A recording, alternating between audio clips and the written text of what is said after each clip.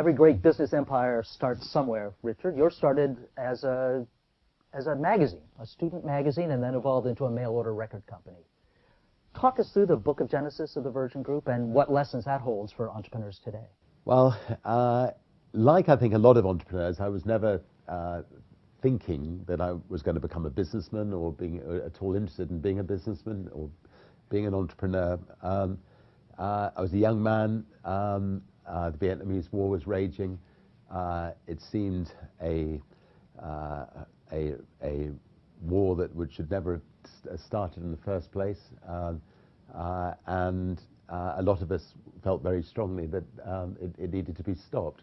And as a young man, I thought maybe young people should have a voice. They didn't have a voice, so set about planning to launch a national magazine for young people, which could give them a voice. And I didn't have any money, so worked out of the school telephone box, ringing up Coca-Cola and Pepsi and National Westminster Bank and Lloyds Bank and playing them off against each other. And this young man whose voice had only just broken was doing his best to sell advertising. But somehow I think my enthusiasm managed to get about $6,000 worth of advertising sold over the phone, which was enough money to cover the printing of 50,000 magazines. So I told my headmaster that I was off, but thank you very much, and went off to launch the magazine.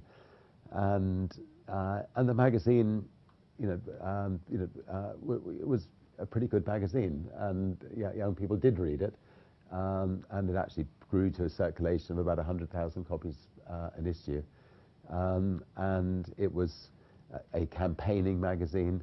My wish was to be editor, not publisher, not having to hassle and sell advertising and worry about distribution. But if you want to be editor and you want your magazine to survive, you've got to get out there and sell the advertising, worry about the distribution. And so in a sense I became an entrepreneur by mistake, and just in order to make the magazine survive. And it was a fascinating learning process. I mean, from the age of 15 through to 18, I was sort of in the jungle, learning the art of survival and having a blast at the same time. There must have been many people who freely advised you that you can't do that. You'll never be able to succeed at that. How did that make you feel, and what'd you do about it? Well, I mean, the first person who walked me around the garden was my father, and he would have been an irresponsible father if he hadn't walked me around the garden and told me of the perils of what I was doing. But he was also a wonderful father, and at the end of the walk around the garden, he said, "Look, you know what you want to do." At 15, I didn't know what I wanted to do when I was 21. Give it a go, and if it doesn't work out, we'll try to get you a formal education again. And so basically, I got his blessing at the end of the walk. But I think you'll find that most young people with good ideas, they will find that 99% of people will give them every reason why their idea has been done before, or why it's not a good idea, or why they're going to fall flat on their face. And in the end, you just got to say, screw it, just do it, and get on and try it. And if you fall flat in your face, pick yourself up and try another one, or try it again. And in the end, with enough, if you have enough determination, it's more likely than not that you will succeed because of what you've learned from the occasions when you didn't succeed. I think the most important thing is not to be put off by failure. I mean, I will work day and night to avoid failure,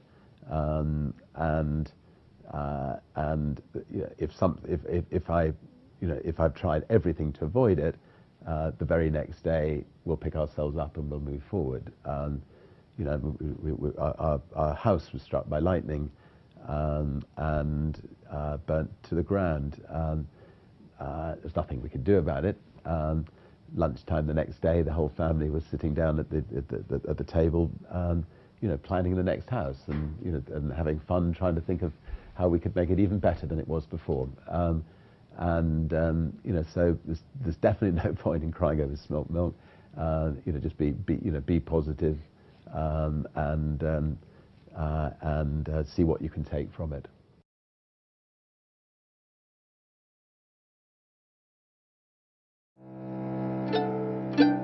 So I think the biggest myth about vulnerability is that it's weakness.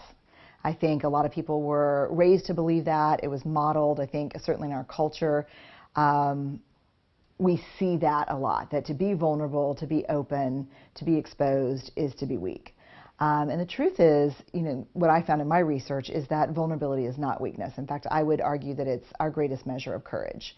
When we went out and asked people, what is vulnerability? We heard things like, vulnerability is the first date after my divorce. Vulnerability is starting my own company. Vulnerability is taking responsibility for something that went wrong at work. Vulnerability is sitting with my wife who has stage 3 breast cancer and making plans for our young kids. Vulnerability is taking my business public. The definition I use in my work of vulnerability is simply uncertainty, risk, and emotional exposure. Vulnerability is about the willingness to show up and to be seen even when there are no guarantees. And it's interesting to me, one of the things that I thought was really interesting, I gave a talk, it's probably a couple of years now, and it was being translated by people doing American Sign Language, and they came up before the talk started and they said, are there any words that you're going to use a lot in your talk that we should know about that or might be different? And I said, well, I use the word vulnerability a lot. And there were 2 of them, and they kind of looked at each other and they said, oh, we do this for vulnerability.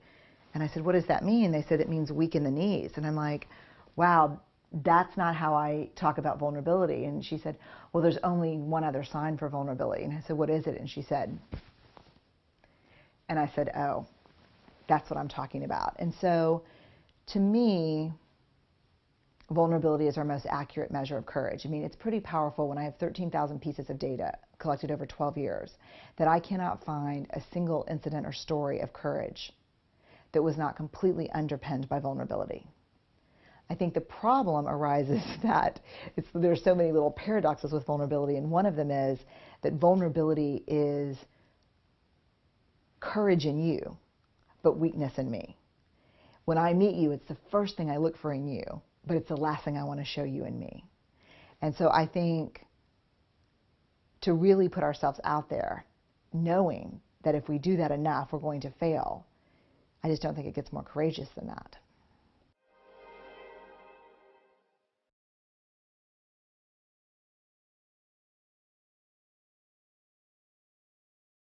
What makes someone who was a D student, who had 20... You had to bring that up. Yeah, had to bring it up. Who had 20 failed jobs in the very early stage of her career, go out and say, you know what, I want to go be an entrepreneur?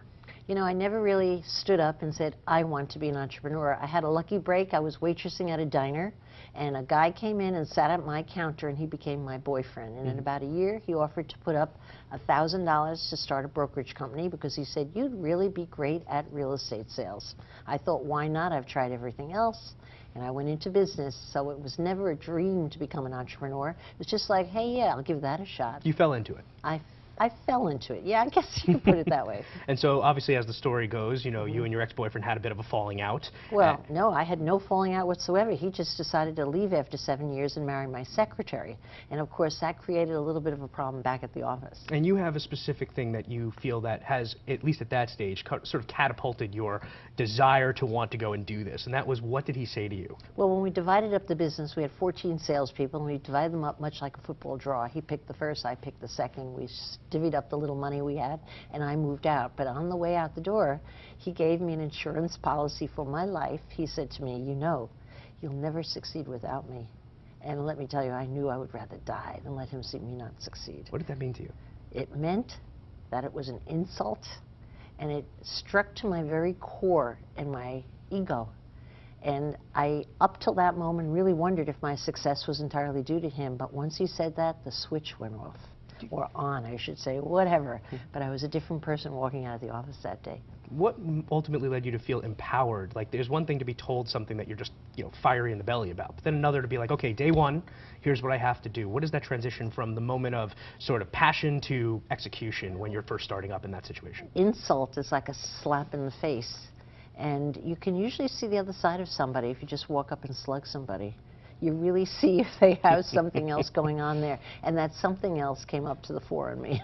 Do you think that all entrepreneurs, whether aspirational or currently in business, need that sort of fire starter? Do you feel that they all, need that in order to really, impassion them to go and do something? No. I think many people are motivated very differently, largely as a result of whatever their background was. That worked for me. If he had said to me that day, I'm sure you're going to be a winner, you're going to continue to have success, I'm not sure I'd be in business. So I was sitting here talking to you about selling my business for a truckload of money. But most people respond well to a kind word and a word of encouragement or a belief in them. And that's a much better way to get your motivation, certainly rather than insult. But whatever floats your boat, as long as you get up and do it, I guess is what counts. As people are considering new options, some people losing their jobs, some feel they're at a dead-end job, some people are just starting out in the workforce. What are the key things they need to think about, and what ultimately is the thing that should drive them to go into business today? Well, I think number one, you have to get started. And I think the younger you are when you get started, when you don't have the mortgage, you don't have the kids, you don't have any liabilities, certainly the better. I had a huge advantage of having nothing to lose and nowhere to go but up, coming from my background. I didn't have money.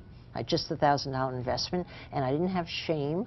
I didn't have a reputation. I didn't have parents that I had to raise up and not disappoint. All I had was freedom. So I would say, number one, start when you're young, and the minute you have that idea, go out and do it. The only bad advice my mother ever gave me in her lifetime, and she gave great advice, was when I said I was going to start my own business when I was 23. She suggested that I stay as a waitress and build a resume and perhaps hold a job for a while, because I hopped and hopped and hopped from job to job. Is that telling of also today with parents being afraid of the bad economic times that we're in? Let me tell you something. You ask someone who loves you, particularly your parents, or anyone who loves you for that matter, whether you should go and take a risk, they will almost always tell you not to. Why? Because their main concern is they don't want to see you get hurt. But let me tell you what's great about taking a chance, whether you fall on your head or whether you are regretful that you ever tried it. I've never met a person who was sad about their life, who tried something and failed, but I have met dozens of people who wish they should have, could have, and never took the opportunity. So you really just got to go and do it.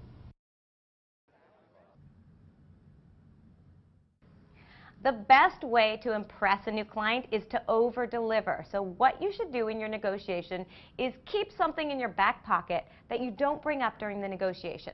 I learned this from Neil Vogel, who ran the Webby Awards for a long time. And he told me that once he did a deal with a client, then he'd start to pull out all of these things that he didn't discuss in the negotiation, whether that be a little extra ad space he could throw them, some exposure at an event, extra tickets.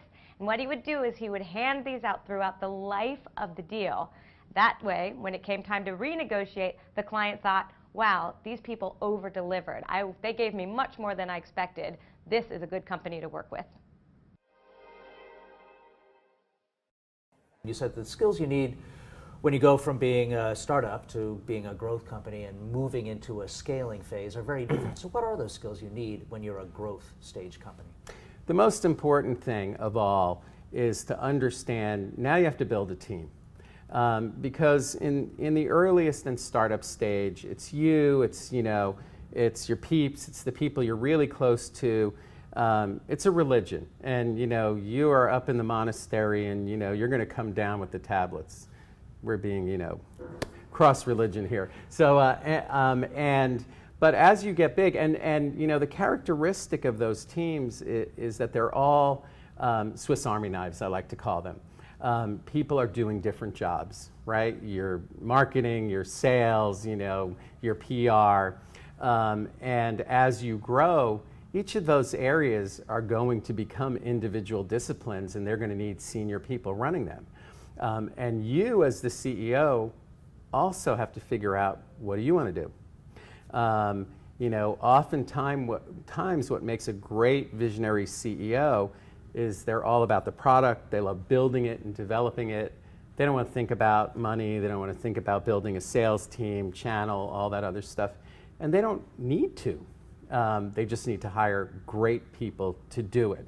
So the most important skill is to be able to hire great people, to understand that you're not giving up control, you're not putting your job at risk by bringing in maybe someone. A common mistake you'll see with young entrepreneurs that get to growth phase is they get very nervous that the board has an agenda to replace them or move them aside and bring in someone with gray hair who has done it before. Not that we have anything against gray hair. Not that we have anything against gray hair, but I would say the vast majority of VCs I know never want to replace a founder.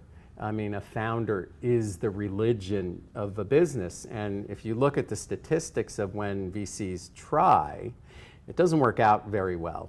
The best tactic is to help them build a team.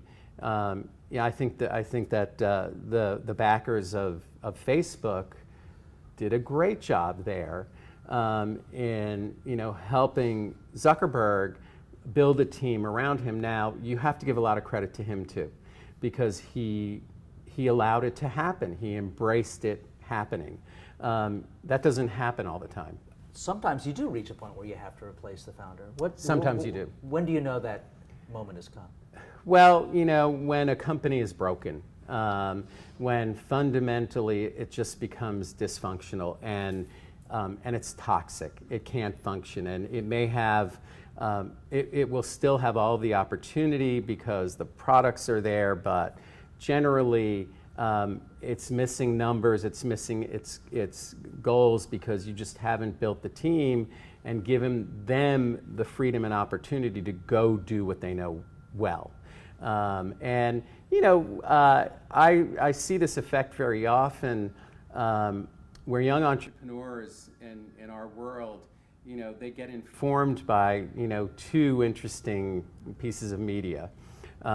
One is the movie The Social Network, and the other is the Steve Jobs book.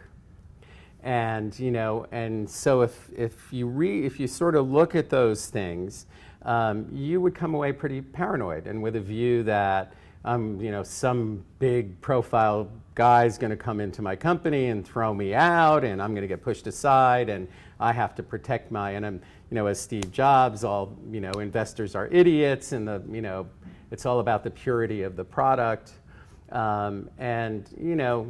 that's not great guidance overall. Those were very unique stories that have happened. And one was a movie. And one was a movie, and one was very fictionalized. Yes.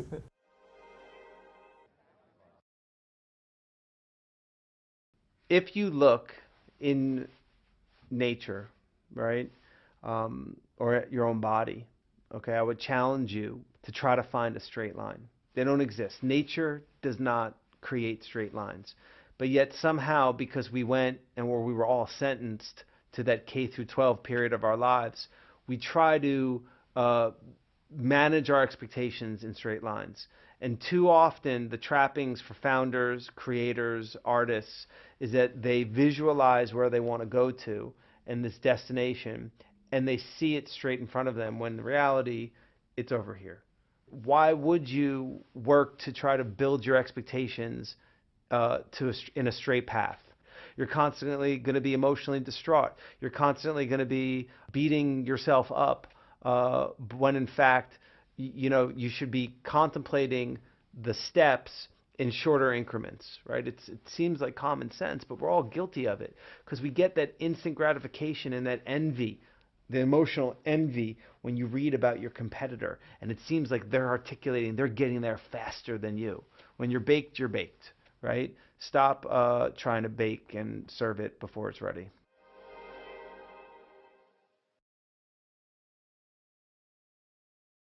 So after they've made it through the phone interview, then they come in for a face-to-face interview. And in this part of the process, basically, I'm looking really at 4 things that are very physical, and this goes back to that slide that I talked about at the beginning, move with purpose, etc. So number 1, timing. When does the candidate arrive for the interview? I mean, everybody knows etiquette is you should get there 10 minutes early, whatever. Did they really do it? Because that's important to me. The second thing is handshake.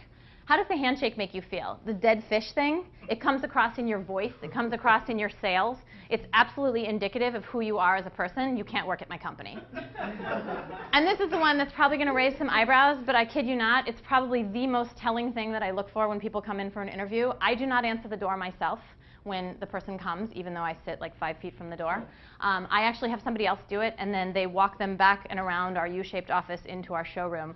And I actually watch them walk down this long, straight stretch to see how they move to get to our showroom. And what I'm looking for, and I'm really watching physically how they walk, what I'm looking for is, do they kind of meander? Are they like looking around at stuff? Or are they moving with purpose because they're ready? They want to get to this interview, they want to meet the person that they came to meet, and they want to close their deal. Okay, if they're meandering and they're like all over the place, I already know it's a no-brainer. You can't work for my company. Because it will drive me crazy on a personal basis to see you meandering all over my offices on a regular basis. Okay. And the last thing is, what does the candidate bring with him? And by this, I don't mean did he bring an extra copy of his resume, because I'm capable of printing, and if I asked you to come in, I probably have a copy. What I want to know is, did you bring your Starbucks coffee with you and set it on the table instead of leaving it outside and throwing it away? Did you put your cell phone on the table that you haven't turned off so that you can see your text messages while I'm talking to you? Because if those are any of the things that you did or brought with you, you're done, and you can't work at my company. So, at this point, we get around to the questions, the actual questions that we're going to ask. All right, and the first thing is I ask them what have they done in the past, not because I can't read the resume, not because I haven't paid attention to what they told me on the phone interview, but because I want to have them describe it to me again. I want to see, are they consistent? Do they tell me the same thing on the phone interview that they tell me now? Are they telling me the same thing that's on their resume? Do they remember what they've done? What is it that makes them happy or sticks out in their mind about the things that they've done in the past? Because that tells me a lot about who they are and whether or not they'll be happy at my company.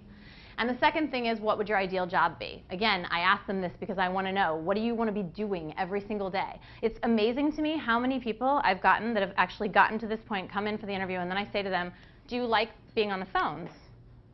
And they're like, well, I don't really like the phone that much. Well, 80% of your day at my company is on the phone. If the phone is not your friend, you are not my employee.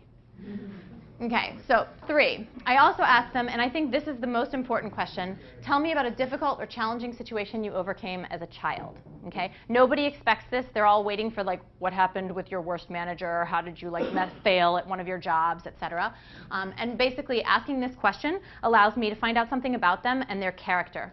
Who they were as a child, something that happened to them that marked them, that influenced them, that they had to do something about or overcome or do something different because of, is something very telling to me as to whether or not they're going to be able to deal with obstacles and objections that they may encounter when they're talking to people on the phones for my company. So after that, I ask them some questions that really deal with how they organize things, because it's not all about touchy-feely stuff and getting the right person with the right background. It's also about, are they able to be organized? Because salespeople that can't be organized can't sell. I don't care how great you are, how many good questions you ask. If you can't keep track of the people you talk to and when, you will never, ever get your sales done. So we ask them, if we told you that you have 30 days to open 30 accounts and you had no account list, who would you contact, or how would you go about it, and why? If they tell me, well, I Google, they get a C. Because Googling, just Googling like that, doesn't tell me anything. If they tell me, on the other hand, well, I would Google record stores that cater to the hardcore scene. Okay, now that's interesting to me. Now you're very specific. You understand my demographic, and you want to get something done because you know exactly who you're going after, and you're not just going to call like 50 million places. You're going to call 25 targeted places, of which you're going to get 20 yeses instead of 5 yeses out of the 50 million that you would have called that weren't targeted. Second, how would you keep all the information about the people you are calling and have called organized? This is really important. People need to organize. I need to know that you can do it. I need to know, will you use a spreadsheet? Will you use flashcards? Will you use nothing because you think you're amazing and you've got it all in your brain? Not when you got 500 customers, you won't. And the third thing is role play. You think you can sell? Show me. I break out my catalog and I ask them to, 1, tell me 5 bestsellers from my catalog. They don't have to be right, but they have to explain to me why they think those things sell well. And then I ask them to sell to me as if I'm a customer. I tell them that we're going to do a scenario where I'm the customer, I've just placed my weekly toe ring order, and I would like you to sell me a $100 bestseller kit of navel rings that I've never bought before, and I don't carry any body jewelry in my shop. And I actually ask them to do it, and they can have the catalog in front of them. And if they can't do it, now some people can do it, but they don't do it very well at first. And that's okay, because you can sort of see the kernels of truth or the grains of light there. And I ask them at that point, okay, if you had that exercise to do over again, What would you do differently? And if their answer is a good one, then I'll let them redo it. If their answer is a stupid one, the interview's over. Cannot work for my company. Exactly. So, at this point, after they've satisfied my curiosity and let me know that they basically have what it takes to potentially work at my company, then we move to the final round. The final round is to invite them back and to ask them to do what they would be doing as a salesperson. I give them a list of cold calls to make that I've pulled off of the internet or wherever, and I give them 30 minutes on my phones, and I tell them, call these people up and see if they want a bestseller kit. And I don't tell them, but I do listen in. And I listen in because I want to hear the words they use. I want to hear if they hear when the customer's frustrated, when the customer wants to get off the phone, and I want to hear what they do about that. So if they satisfy me, and I think that they have the words, they have the skills, they're able to read the customer, etc., then I have all of my other sales team members, and there are 5 of them, and there will be 6 on Monday, go and ask them one question each. Only one question, and they each come back and tell me yes or no based on the answer to that one question. And then we make our decision. They either join us or they don't. And today's guest, I know you guys know who he is. He is a maven on the internets. He built a wine business from his parents' store in New Jersey, from a $3 million business to a $50 million business, and then he turned 30. Now he rules the interwebs. He's got 3 best-selling books. Please put your hands together and join me in welcoming Mr. Gary Vaynerchuk. What's up, my brother? Hey, is this your coffee or is that my coffee? This is my, actually that's yeah. your coffee. Maybe some more coffee for Mr. Gary V. I don't need it. You don't need it. You just flew up from Portland this morning. Thank you. You got up at time, like 4 in the morning? Yes, a little 4 in the morning action. Well, you look great for Thank you're on you. New York Well, I Times showered still. in your shower. How about that? Which is an experience. It is. It was fun, though. Fair, fair. It was a late addition to the studio. Yes, it was. Thank you for joining us. Thanks for having me. We are going to talk about a lot of stuff. Most importantly, your latest book. I will start off right now by showing you guys this beautiful cover, Jab, Jab, Jab, Right Hook. Crazy title. How the hell did you come up with that? I came up with it in a very interesting way. I actually think that social media is very misunderstood right now. I think we're in early stages of it. I think we're only a half a decade into people thinking about this being a serious play. And I think that the common folk, when they hear about social media, think, well, it's just silly pictures on Facebook or you're just sending out tweets. They disregard it very much the way I think people disregard boxing. Boxing, when many people look at it, think of it as like 2 dudes going into the ring trying to punch themselves in the face. Punch themselves in the face? Well, that would be an easy job. That's a very good point. Punch the other person in the face, I appreciate that. But when you think about philosophers referring to boxing as the sweet science, you know, if anybody's ever heard that term, boxing is most compared to chess out of any other sport. I'm completely fascinated by the notion of going into the ring, small ring, and having the subtle maneuvers that allow you not to get punched directly in the face. That's what I think about social media. I think social media has a lot of science behind it. The reason I made this book far more like a textbook with all the case studies is I wanted to show the subtleties of what time do you post? How many words do you say in a Facebook post? Why you don't use the same picture on Facebook and Twitter and Pinterest, why you don't connect your Facebook and Twitter accounts so they automate.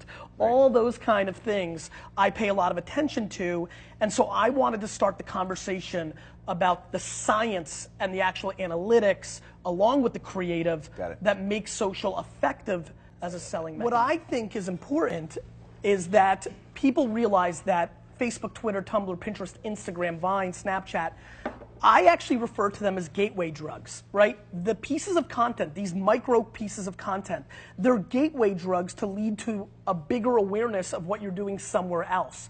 And the 2 big misses are, 1, people use social networks as distribution. They just use Facebook and Twitter to put out a link and they drive people towards something. Or, more importantly, they don't realize that it's micro. I mean, every single person watching right now, when they're on their phone, they're like this, right? And you've got 100th of a second. And putting a 7-minute YouTube video in your Facebook feed is stopping no one. Nobody's got 7 minutes for you, Johnny. And so, and so if you actually respect the context of the platform, and that's what this book's really about, and then more importantly, think about content this way. Jab, jab, jab, right hook stands for give, give, give, and then ask. You know, the problem is the far majority of people promoting on social networks are in the right hook, right hook, right hook, right hook, right hook, right hook, right hook business. Do this, quickly, help me, what can you do for me? That's right. And then the 3% that actually gets it, ironically, are so zen and hippie and purist, they're actually in the jab, jab, jab, jab, jab, jab, jab business. They actually don't even know how to, or are crippled by the ask. Yeah. And so that's what I tried to lay out here. Why have I been able to be relevant? It's both. It's that deep down in my heart and my gut, I'm a salesman. Yeah. However, I realized in 2014 that you have to provide a lot of value in a world of a lot of supply to actually get to some sort of place where you could basically guilt people. I mean, I'm trying to guilt people into buying my stuff. Yeah. I'm trying to give so much up front. You know, in 2012, knowing that this was coming in 13, I jabbed the whole year. I wasn't asking for anything because I know I'm throwing a lot of right hooks right now because the book's out. And so, you know, I'm completely confused that people don't understand that they have to provide value to people. This entitlement that just because you have something, people should buy it or things of that nature is ludicrous because what people are underestimating is how much stuff is now out there.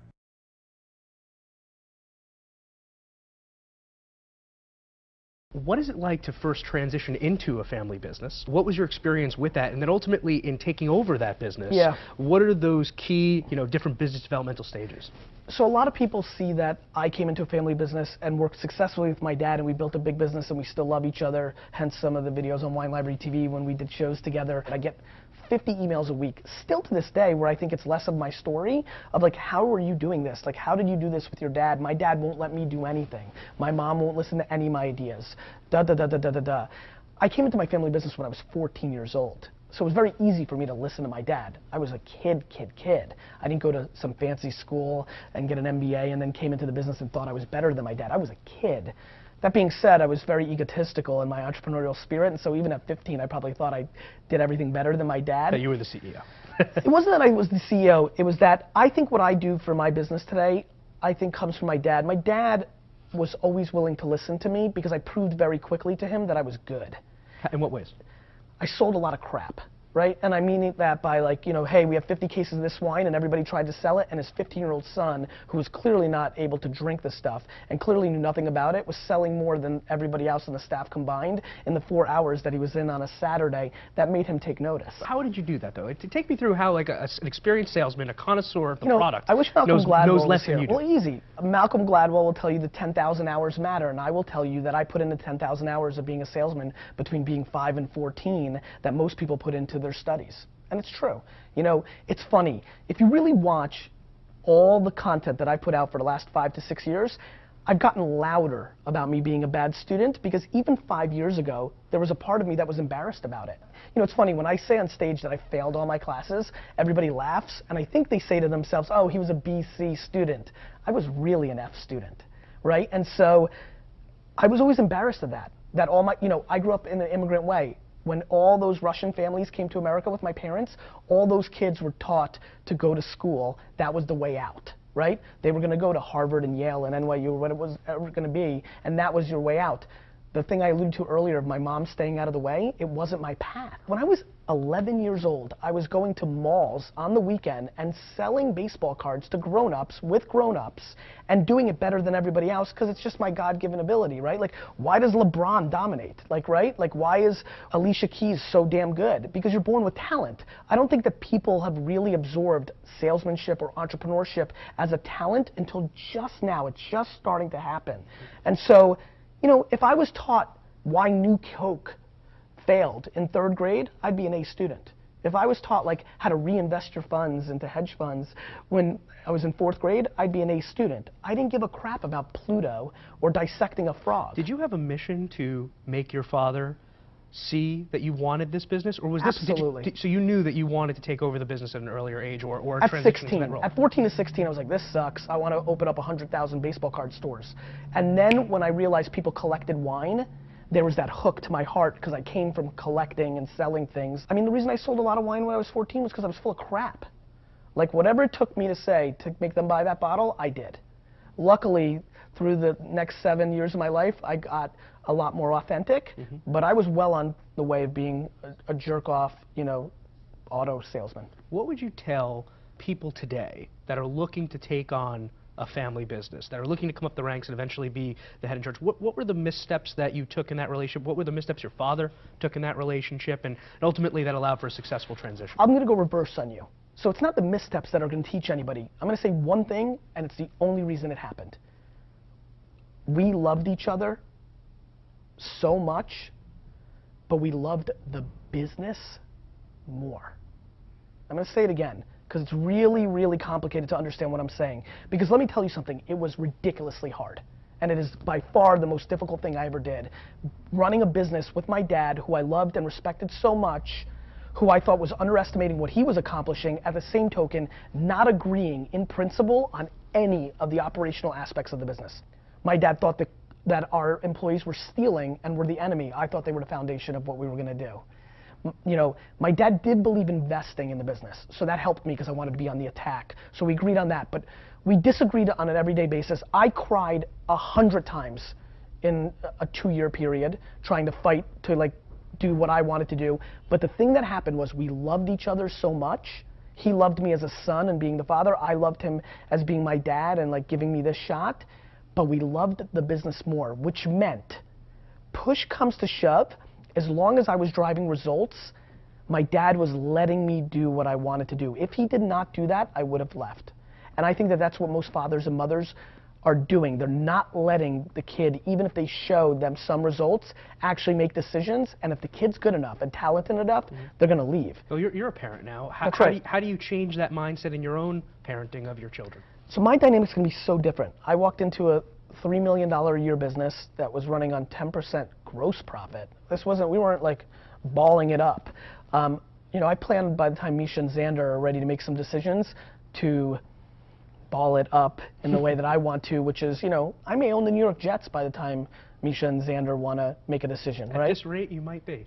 I'm trying, right? I'm going to need to do something really rogue, but like, you know, the fact of the matter is that I'm dealing with a totally different thing, which is living in the Upper East Side of Manhattan, raising children as an immigrant. How the heck am I going to keep them grounded when they're going to go to $1 million bar mitzvahs in 10 years, right?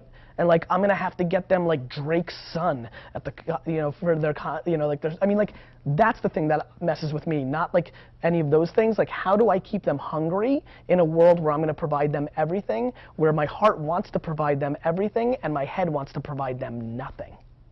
Which will win? My heart.